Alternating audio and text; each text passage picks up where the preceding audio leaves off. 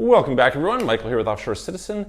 I have had a number of people I've been talking to today specifically, but in general over the last little while, from South Africa. And so I figured I would take a little bit of time today and discuss international tax planning and optimization for South Africans. And we will dive in and discuss it accordingly. For those of you who aren't from South Africa, you might still find it interesting just because some of the principles are applicable in other countries, and so that can be useful. So hopefully it helps you to think about these topics. So before we do, if you haven't already, please hit the subscribe button, hit the all notifications. Really appreciate your support. Thank you for helping us to grow this channel. Please share it with your friends. And if you'd like help with international tax optimization, asset protection, forming companies, opening bank accounts, getting residency and citizenships around the world, please reach out to us through our websites, offshorecitizen.net or offshorecapitalist.com, or book a call with me at www.calendly.com/Michael-Rosmer. There's a link in the description below. Okay, sounds good. So let's get started. Now, South Africa is not a low tax country. It's a super high tax country. Top tax rate for individuals, about 45%. For businesses, it was 28%. And so, yeah, not great. And a country that has of late deteriorated a lot with tremendous amounts of corruption. I was having a conversation with someone who's lived there for years and years, was born there, is a native, and was talking just about how of late, since about 2015, I think he said, the power outages, not having enough water, and for decades before that in his life, never had those problems, right? And just kind of the breakdown. It's really interesting to me to see this in a bunch of places. I can see kind of the parallel. California, they have rolling blackouts. And you're like, this is like a third world country. This is like a banana republic type thing. And it's happening in the richest state of the richest country in the world. Quite ridiculous. And this is the sign of corruption and mismanagement, etc. And so lots of people want to leave. And leaving is one option. There's also staying and trying to set yourself up to optimize your taxes. So how would you do that? Well, first of all, let's just go through quickly. If you were to leave, there is an exit tax in South Africa, which is like most exit taxes. It's a deemed disposal of your assets.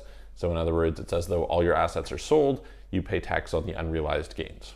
Okay, so be aware of that. And if you're thinking about leaving, you may want to plan in advance for that exit. Okay.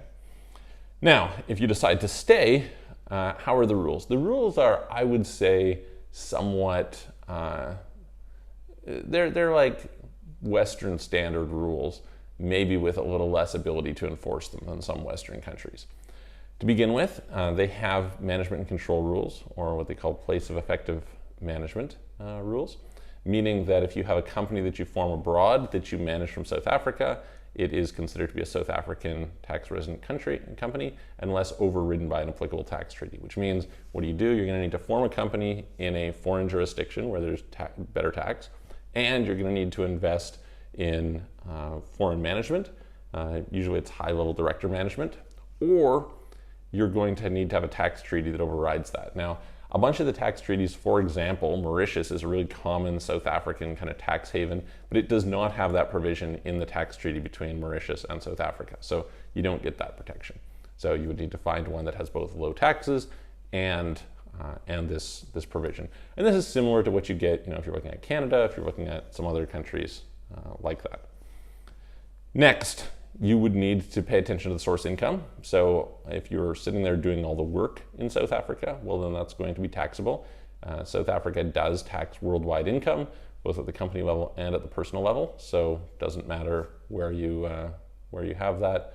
If it's a local resident, it's taxed. But if it's a foreign resident, they still tax local income, meaning, for example, that if you own South African real estate, the income from that real estate will still be taxable. If you have operations in South Africa, that will typically be taxable, which means that you need your operations to be based outside of the country. Depends again from type of income to type of income, what will be the case, but yeah, you would need to have some people outside the country. Okay, so that's your substance side of it. The third is controlled foreign companies rules. South Africa does have controlled foreign companies rules. They are simple, but kind of overly simple, in that they make it a little bit tough. So the threshold to be a controlled foreign company in South Africa is 50%, meaning if you have more than 50% ownership by South Africans, then it's a controlled foreign company. and the income of that company will be included in the taxes or in the taxable income of those shareholders. Okay.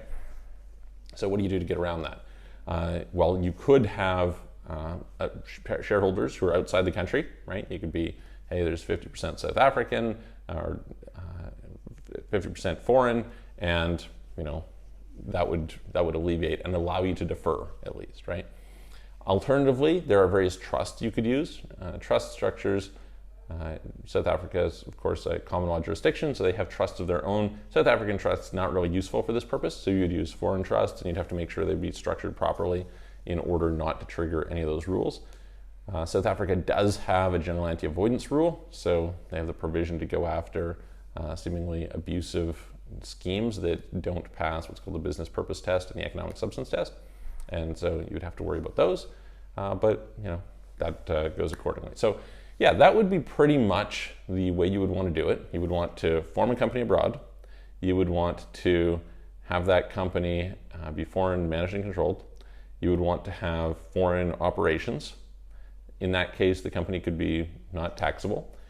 From an ownership standpoint, you may need to put it into a trust or have foreign partners.